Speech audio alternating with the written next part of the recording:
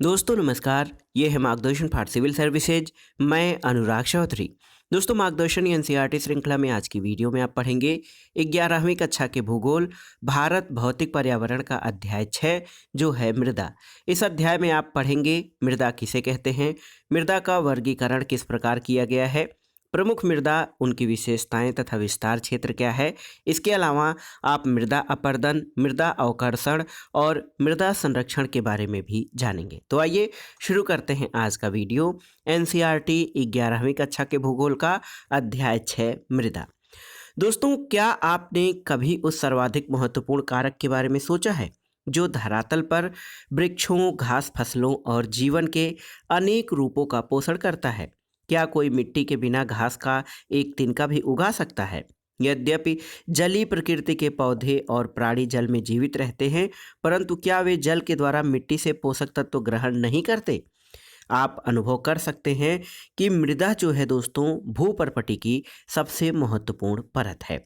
यह मृदा एक मूल्यवान संसाधन है और हमारा अधिकतर भोजन और वस्त्र मिट्टी में उगने वाली भूमि आधारित फसलों से प्राप्त होता है। और इसके अलावा दैनिक आवश्यकताओं की पूर्ति के लिए हम जिस मिट्टी पर निर्भर रहते हैं उसका विकास एक दिन में या कई वर्षों में नहीं बल्कि हजारों वर्षों में इसका विकास हुआ है।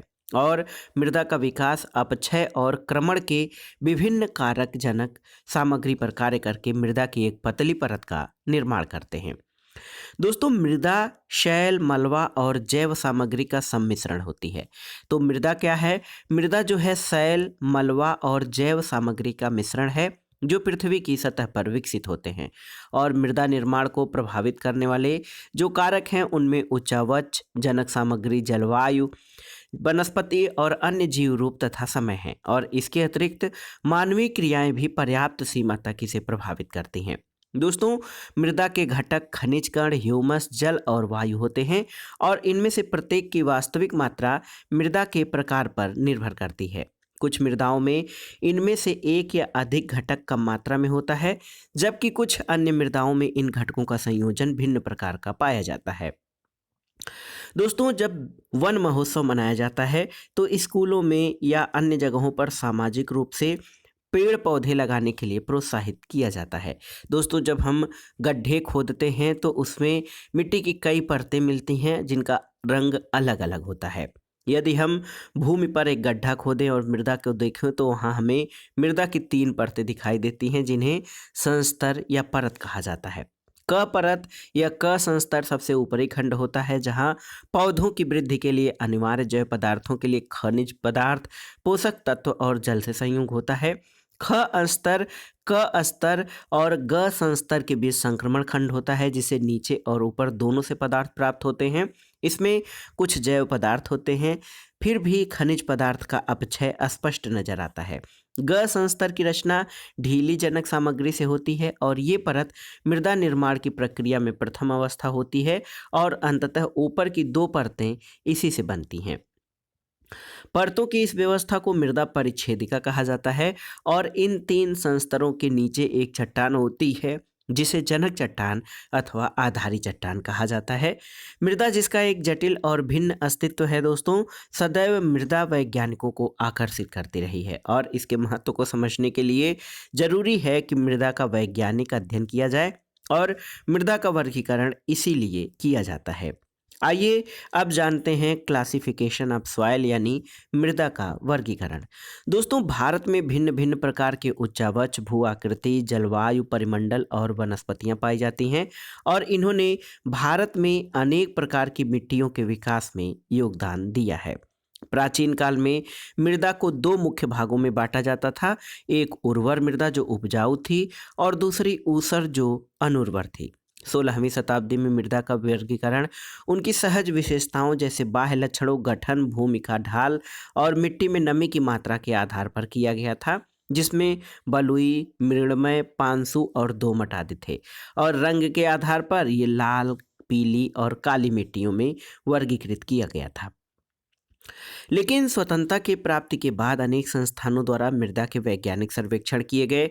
सन 1956 में स्थापित भारत के मृदा सर्वेक्षण विभाग ने दामोदर घाटी जैसे कुछ चुने हुए क्षेत्रों में मृदाओं के व्यापक अध्ययन किए और भारतीय कृषि अनुसंधान परिषद, जिसको ICAR कहा जाता है, इसके तत्वाधान में राष्ट्रीय मृदा सर्वेक्षण ब्यूरो और भूमि उपयोग आयोजन और संस्थान ने भारत की मृदाओं पर बहुत से अध्ययन किए। मृदा के अध्ययन और अंतर्राष्ट्रीय स्तर पर इसे तुलनात्मक बनाने के प्रयासों के अंतर्गत ICAR यानी भारतीय कृषि अनुसंधान परिषद ने भारतीय मृदाओं को उनकी प्रकृति और उनके गुणों के आधार पर वर्गीकृत किया, और ये वर्गीकरण संयुक्त राज्य अमेरिका की कृषि विभाग यानी USDA मृदा वर्गीकरण पर आधारित है। दोस्तों, ICAR ने USDA मृदा वर्गीकरण के अनुसार भारत की मिट्टियों को कुछ भागों में बांटा है। देखिए, इंसेप्टिसोल्स और इंसेप्टिसोल्स ये भारत के सबसे बड़े भूभाग में 39.74% में फैली हुई है। एंटीसोल्स, एल्फीसोल्स, वर्टिसोल्स, एरिडोसोल्स, अल्टीसोल्स, मार्लीसोल्स और अन्य मिट्टियाँ। तो ये दोस्तों, ये देखिए ICAR द्वारा USDA यानी संयुक्त राज्य अमेरिका की कृषि विभाग के आधार पर ये मिट्टियों का वर्गीकरण है। दोस्तों, उत्पत्ति, रंग, संयोजन और अवस्थिति के आधार पर भारत की मिट्टियों को कुछ भागों में भी बांटा जा सकता है। पहला है जलोढ़ मृदाएं, दूसरा प्रकार काली मृदाएं, तीसरा है लाल और पीली मृदाएं, चौथा है लैटेराइट मृदाएं, पांचवा है दोस्तों शुष्क मृदाएं, छठवां है लवण मृदाएं, सातवां है पीटमय मृदाएं और आठवां आपका वन मृदाएं हैं। तो अब हम इन 8 प्रकारों के बारे में थोड़ा विस्तार से जानेंगे। सबसे पहले जलोढ़ मृदा के बारे में जानते हैं। दोस्तों, जलोढ़ मृदाएं जो हैं ये उत्तरी मैदान और नदी घाटियों के विस्तृत भागों में पाई जाती हैं, और ये मृदाएं देश के कुल क्षेत्रफल के लगभग 40% भाग पर फैली हुई हैं, और ये निक्षेपण मृदाएं हैं।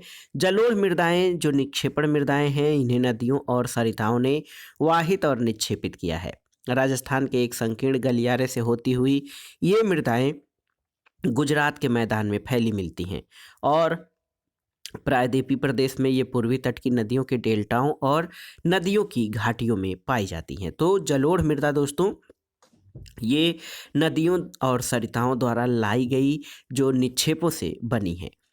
दोस्तों, जलोढ़ मृदाएं गठन में बलुई दोमट मिट्टी से चिकनी मिट्टी की प्रकृति की पाई जाती हैं, और इनमें पोटास की मात्रा अधिक और फास्फोरस की मात्रा कम पाई जाती है। गंगा के ऊपरी और मध्यवर्ती मैदान में खादर और बांगर नाम की 2 भिन्न मृदाएं विकसित हुई हैं। खादर प्रतिवर्ष बाढ़ों के द्वारा निक्षेपित होने वाला नया जलोढ़क जो है, ये मैदान होता है जो महीन गाद होने के कारण मृदा की उर्वरता को बढ़ा देता है। बांगर जो है ये पुराना जलोढ़क है जिसका जमाव बाढ़कृत मैदानों से दूर होता है। खादर और बांगर मृदाओं में कैल्शियमी संग्रथन यानी कंकड़ पाए जाते हैं, और निम्न तथा मध्य गंगा मैदान और ब्रह्मपुत्र घाटी में ये मृदाएं अधिक दुमटी और मृणमय हैं, और पश्चिम से पूरब की ओर जैसे जैसे हम बढ़ते हैं इसमें बालू की मात्रा घटती जाती है। दोस्तों, जलोढ़ मृदाओं का रंग हल्के धूसर से राख धूसर जैसा होता है, और इनका रंग जो होता है निक्षेपण की गहराई, जलोढ़ के गठन और निर्माण में लगने वाली समयावधि पर निर्भर करता है। जलोढ़ मृदाओं पर गहन कृषि की जाती है।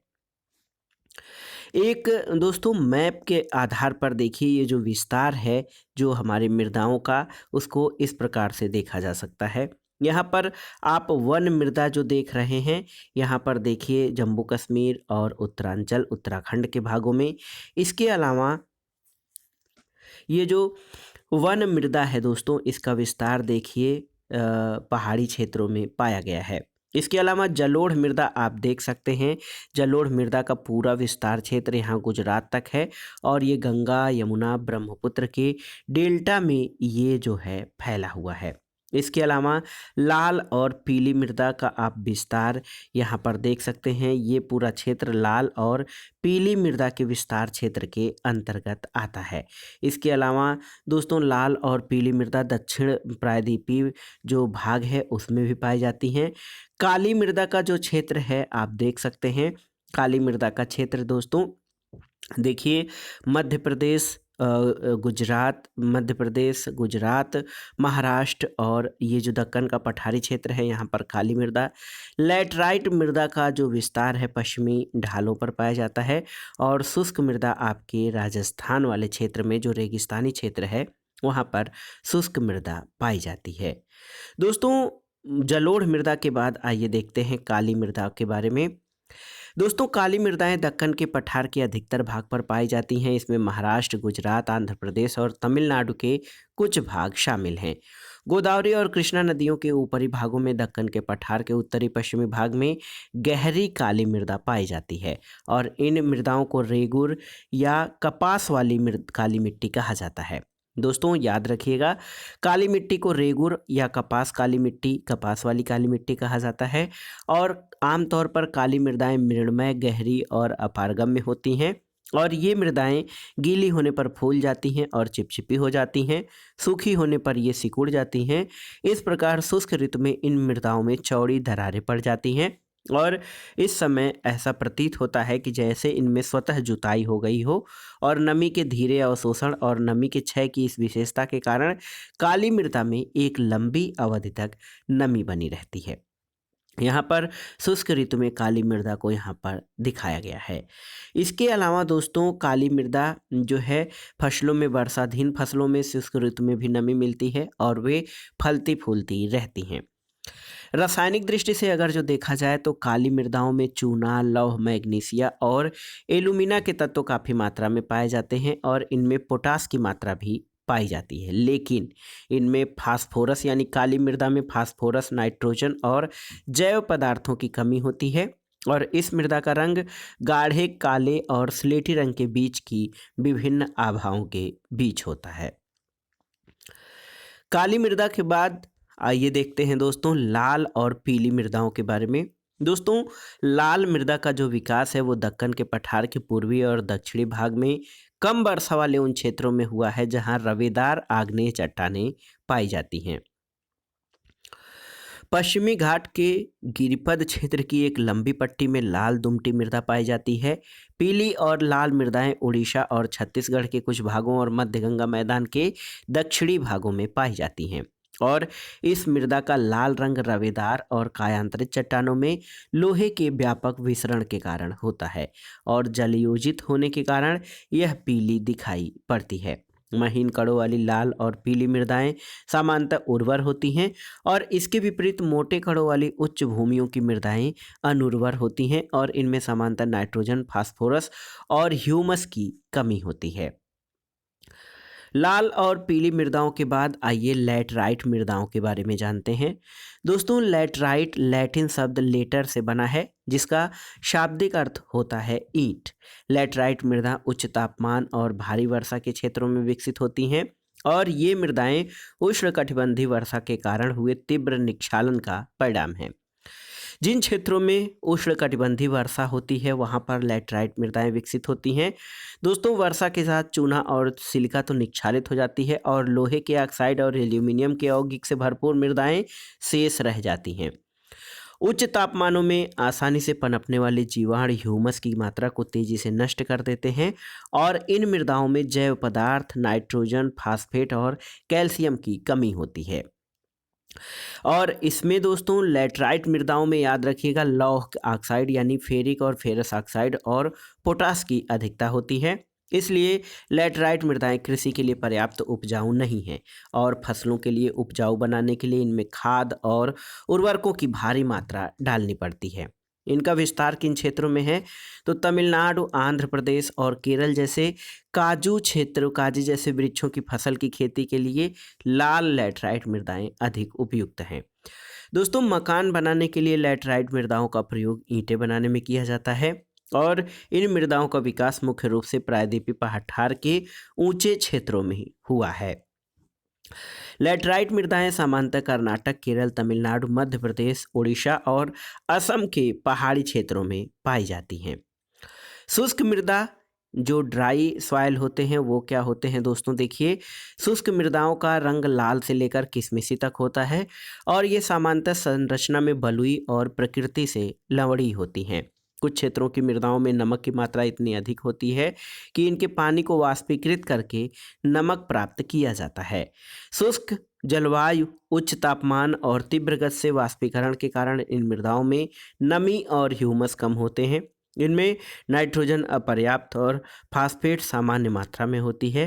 नीचे की ओर चूने की मात्रा के बढ़ते जाने के कारण निचले संस्तरों में कंकड़ों की परतें पाई जाती हैं और मृदा के तली संस्तर में कंकड़ों की परत बनने के कारण जो पानी का रिसाव है वो हो नहीं पाता, सीमित हो जाता है। इसलिए सिंचाई किए जाने पर इन मृदाओं में पौधों की सतत वृद्धि के लिए नमी सदा उपलब्ध रहती है और ये मृदाएं विशिष्ट शुष्क स्थलाकृति वाले पश्चिमी राजस्थान में अभिलाक्षणिक रूप से विकसित हुई हैं। ये मृदाएं अनुर्वर हैं क्योंकि इनमें ह्यूमस और जैव पदार्थ कम मात्रा में पाए जाते हैं। अगला जो प्रकार है मृदाओं का वो लवण मृदाएं हैं। ऐसी मृदाओं को ऊसर मृदा भी कहते हैं।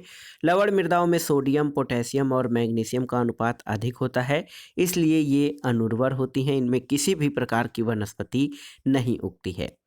इसका कारण ये है कि शुष्क जलवायु और खराब अपवाह के कारण इसमें लवणों की मात्रा बढ़ जाती है और ये मृदाएं शुष्क और अर्धशुष्क और जलाक्रांत क्षेत्रों और अनूपों में पाई जाती हैं। इनकी संरचना बलुई से लेकर दुमटी तक होती है, जिनमें नाइट्रोजन और चूने की कमी होती है। लवण मृदाओं का अधिकतर प्रसार पश्चिमी गुजरात, पूर्वी तट के डेल्टा और पश्चिमी बंगाल के सुंदरबन क्षेत्रों में है। दोस्तों, कच्छ के रन के दक्षिणी पश्चिमी मानसून के साथ नमक के कण आते हैं जो एक पपड़ी के रूप में ऊपरी सतह पर जमा हो जाते हैं।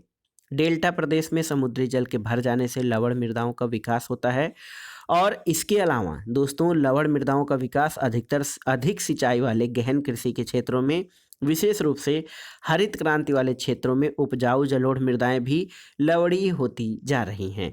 शुष्क जलवायु वाली दशाओं में अत्यधिक सिंचाई की केशिका क्रिया को बढ़ावा देती है, जिससे नमक ऊपर की ओर बढ़ता है और मृदा की सबसे ऊपरी परत में नमक जमा हो जाता है और इस प्रकार के क्षेत्रों में पंजाब और हरियाणा में मृदा की लवणता की समस्या से निपटने के लिए जिप्सम डालने की सलाह दी जाती है। अब अगला प्रकार पीठमय मृदाएं। दोस्तों, ये मृदाएं भारी वर्षा और उच्च आर्द्रता से युक्त उन क्षेत्रों में पाई जाती हैं जहां वनस्पति की वृद्धि अच्छी हो। अतः इन क्षेत्रों में जैव पदार्थ बड़ी मात्रा में इकट्ठे हो जाते हैं जो मृदा को ह्यूमस और पर्याप्त मात्रा में जैव तत्व प्रदान करते हैं। और इन मृदाओं में जो पीठमय मृदाएं होती हैं इनमें जैव पदार्थों की मात्रा 40 से 50% तक होती है और ये मृदाएं सामान्यतः गाढ़े और काले रंग की होती हैं। अनेक स्थानों पर ये क्षारीय भी हैं और ये मृदाएं अधिकतर बिहार के उत्तरी भाग, उत्तरांचल के दक्षिणी भाग, पश्चिम बंगाल के तटीय क्षेत्रों, उड़ीसा और तमिलनाडु में पाई जाती हैं। अगला प्रकार है वन मृदाएं। दोस्तों, वन मृदाएं क्या है देख लेते हैं। ये मृदाएं पर्याप्त वर्षा वाले वन क्षेत्रों में बनती हैं। इन मृदाओं का निर्माण पर्वतीय पर्यावरण में होता है और इस पर्यावरण में परिवर्तन के अनुसार मृदाओं का गठन और संरचना बदलती रहती है। तो वन, जैसा कि नाम है, ये पर्याप्त वर्षा वाले वन क्षेत्रों में मिलती हैं और इनका निर्माण पर्वतीय पर्यावरण में होता है। दोस्तों, घाटियों में ये दुमटी और पांसु होती हैं और ऊपरी ढालों पर ये मोटे कण वाली होती हैं। हिमालय के हिमाच्छादित क्षेत्रों में जो वन मृदा होती हैं, इन मृदाओं का अनाच्छादन होता रहता है और ये अम्लीय और कम ह्यूमस वाली होती हैं। निचली घाटियों में पाई जाने वाली ये मृदाएं उर्वर होती हैं। दोस्तों, अब आप जान चुके हैं कि मृदाएं, उनका गठन, गुण और प्रकृति फसल, पौधों और वनस्पतियों के अंकुरण और वृद्धि के लिए बहुत ही महत्वपूर्ण है। मृदाएं जीवित तंत्र होती हैं। किसी भी अन्य प्राणी की तरह यह विकसित, क्षयीकृत और निम्नीकृत होती हैं। यदि एक समय पर इनका सही उपचार किया जाए तो उनमें सुधार भी होता है और मृदाएं उस तंत्र के अन्य घटकों पर गहरा प्रभाव डालती हैं जिसका वे स्वयं एक अंग हैं। अब आइए मृदा के संबंध में एक प्रमुख समस्या मृदा अवकर्षण के बारे में देख लेते हैं। मृदा अवकर्षण क्या है? देखिए दोस्तों, मोटे तौर पर मृदा अवकर्षण को मृदा की उर्वरता के ह्रास के रूप में परिभाषित किया जाता है और इसमें मृदा का पोषण स्तर गिर जाता है और अपरदन और दुरुपयोग के कारण मृदा की गहराई कम हो जाती है। भारत में मृदा संसाधनों के क्षय का प्रमुख कारक मृदा अवकर्षण है और मृदा अवकर्षण की दर जो होती है वो भू आकृति, पवनों की गति और वर्षा की मात्रा के अनुसार एक दूसरे स्थान से भिन्न भिन्न होती है। दोस्तों मृदा अपरदन क्या कहलाता है? Soil halogen. तो मृदा के आवरण का विनाश मृदा अपरदन कहलाता है। जो इसकी मुख्य परत है जो सबसे उपजाऊ होती है उसका विनाश होना मृदा अपरदन है। बहते जल और पवनों की अपरदनात्मक प्रक्रियाएं मृदा निर्माणकारी प्रक्रियाएं साथ साथ घटित होती हैं। इन दोनों प्रक्रियाओं में सामान्य रूप से संतुलन बना रहता है।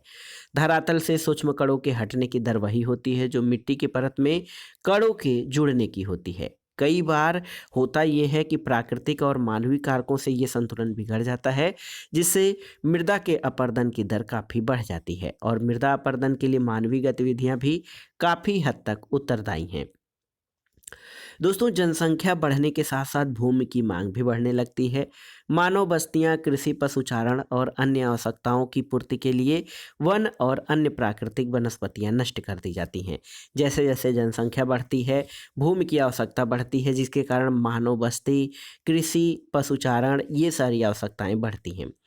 दोस्तों मृदा को हटाने और उसका परिवहन कर सकने के गुण के कारण पवन और जल मृदा अपरदन के दो शक्तिशाली कारक हैं। तो पवन और जल मृदा अपरदन के सबसे महत्वपूर्ण कारक हैं।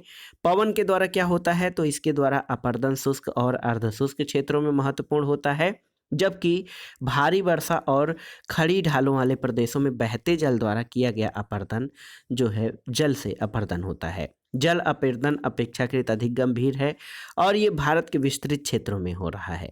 दोस्तों जल अपरदन दो रूपों में होता है, एक परत अपरदन और दूसरा अवनलिका अपरदन। परत अपरदन का मतलब समतल भूमियों पर मूसलाधार वर्षा के बाद होता है और इसमें मृदा का हटना आसानी से दिखाई भी नहीं देता है, लेकिन ये अधिक हानिकारक होता है क्योंकि इससे मिट्टी की सूक्ष्म और अधिक उर्वर परत हट जाती है।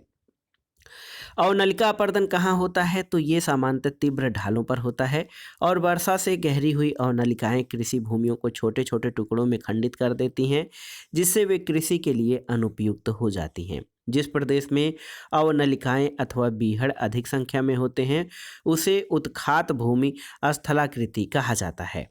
चंबल नदी की द्रोणी में बीहड़ बहुत विस्तृत है। इसके अतिरिक्त ये तमिलनाडु और पश्चिमी बंगाल में भी पाए जाते हैं। देश के लगभग 8,000 हेक्टेयर भूमि प्रतिवर्ष बीहड़ में परिवर्तित हो जाता है। और इस किस तरह के क्षेत्रों में अवनलिका अपरदन संभव है? तो आप जान सकते हैं दोस्तों, जिस प्रदेश में अवनलिकाएं और अवनलिका और बीहड़ अधिक संख्या में होते हैं वहाँ उसको उत्खात स्थलाकृति कहा जाता है। दोस्तों मृदा अपरदन जो है ये भारतीय कृषि के लिए गंभीर समस्या है। इसके दुष्प्रभाव अन्य क्षेत्रों में दिखाई देते हैं। नदी की घाटियों में अपरदित पदार्थ जमा होने से उनके जल प्रवाह की क्षमता घट जाती है, उसमें गाद इकट्ठा हो जाता है जिसके कारण बाढ़ों की संख्या बारंबारता बढ़ जाती है और कृषि भूमि को जान माल की व्यापक क्षति पहुंचती है। मृदा अपरदन के कारण क्या क्या हैं? दोस्तों वनों का उन्मूलन मृदा अपरदन का बहुत बड़ा कारण है। पौधों की जड़ें मृदा को बांधे रखकर अपरदन को रोकती हैं। पत्तियां और टहनियां गिराकर वे मृदा में ह्यूमस की मात्रा में वृद्धि करते हैं और वास्तव में संपूर्ण भारत में वनों का विनाश हुआ है, लेकिन मृदा अपरदन पर उनका प्रभाव देश के पहाड़ी भागों पर अधिक पड़ा है। दोस्तों भारत के सिंचित क्षेत्रों में कृषि योग्य भूमि का काफ़ी बड़ा भाग अति सिंचाई के प्रभाव से लवणीय होता जा रहा है। मृदा के निचले संस्तरों में जमा हुआ नमक धरातल के ऊपर आकर उर्वरता को नष्ट कर देता है और रासायनिक उर्वरक भी मृदा के लिए हानिकारक है। जब तक मृदा को ह्यूमस पर्याप्त नहीं मिलता है, रसायन इसे कठोर बना देते हैं और दीर्घकाल में इसकी उर्वरता घट जाती है। और ये समस्या नदी घाटी परियोजनाओं के उन सभी समादेशी क्षेत्र या कमांड एरिया में अधिक है जो हरित क्रांति के आरंभिक लाभ भोगी थे। और दोस्तों अनुमानों के अनुसार भारत की कुल भूमि का लगभग आधा भाग किसी न किसी मात्रा में अवकर्षण से प्रभावित है। और इसके अलावा दोस्तों प्रतिवर्ष भारत में अवकर्षण के कारण लाखों टन मृदा और उसके पोषक तत्वों का ह्रास होता है, जिसका दुष्प्रभाव हमारी राष्ट्रीय उत्पादकता पर पड़ता है। इसलिए ये जरूरी है कि मृदाओं के उद्धरण और संरक्षण के लिए तत्काल उपाय किए जाएं। अब आइए मृदा संरक्षण के बारे में जानते हैं। दोस्तों मृदा अपरदन और मृदा क्षय मानव द्वारा किया जाता है, तो स्पष्टतः मानव द्वारा इसे रोका भी जा सकता है। संतुलन बनाए रखने के लिए प्रकृति के अपने नियम हैं। बिना संतुलन बिगाड़े भी प्रकृति मानवों को अपनी अर्थव्यवस्था का विकास करने के पर्याप्त अवसर प्रदान करती है। मृदा संरक्षण एक विधि है जिसमें मिट्टी की उर्वरता बनाए रखी जाती है, मिट्टी के अपरदन और क्षय को रोका जाता है और उसकी मिट्टी की निम्नीकृत दशाओं को सुधारा जाता है। मृदा अपरदन मूल रूप से दोषपूर्ण पद्धतियों के द्वारा बढ़ता है। किसी भी तर्कसंगत समाधान के अंतर्गत पहला काम ढालों की कृषि योग्य खुली भूमि पर खेती को रोकना है और 15 से 25% ढाल प्रवणता वाली भूमि को रोकना कृषि के लिए नहीं होना चाहिए। और यदि ऐसी भूमि पर खेती करना जरूरी हो जाए तो इस पर सावधानी से सीढ़ीदार खेत बना लेने चाहिए। दोस्तों, भारत के कई क्षेत्रों में बहुत अधिक चराई होती है, स्थानांतरित कृषि। इसके कारण भूमि के प्राकृतिक आवरण को दुष्प्रभावित होता है, जिससे विस्तृत क्षेत्र अपरदन की चपेट में आ जाते हैं और ग्रामवासियों को इनके दुष्परिणामों से अवगत कराकर इन्हें अतिचराई और स्थानांतरित कृषि से नियंत्रित करना चाहिए। दोस्तों, समोच्च रेखा के अनुसार मेड़बंदी, समोच्च रेखी सीढ़ीदार खेत बनाना, नियमित वानिकी, नियंत्रित चराई, आवरण फसलें उगाना, विस्तृत खेती और सस्यावर्तन आदि उपचार जिससे मृदा अपरदन को कम किया जा सकता है। अवनलिका अपरदन को रोकने और उनके बनने पर नियंत्रण के प्रयत्न किए जाने चाहिए। अंगुल्याकार अवनलिकाओं को सीढ़ीदार खेत बनाकर समाप्त किया जा सकता है और इसके अलावा बड़ी अवनलिकाओं में जल की अपरदनात्मक तीव्रता को कम करने के लिए रोक बांधों की एक श्रृंखला बनानी चाहिए। अवनलिकाओं के शीर्ष की ओर फैलाव को नियंत्रित करने पर विशेष ध्यान दिया जाना चाहिए और ये कार्य अवनलिकाओं को बंद करके सीढ़ीदार खेत बनाकर आवरण वनस्पति का रोपण करके किया जा सकता है।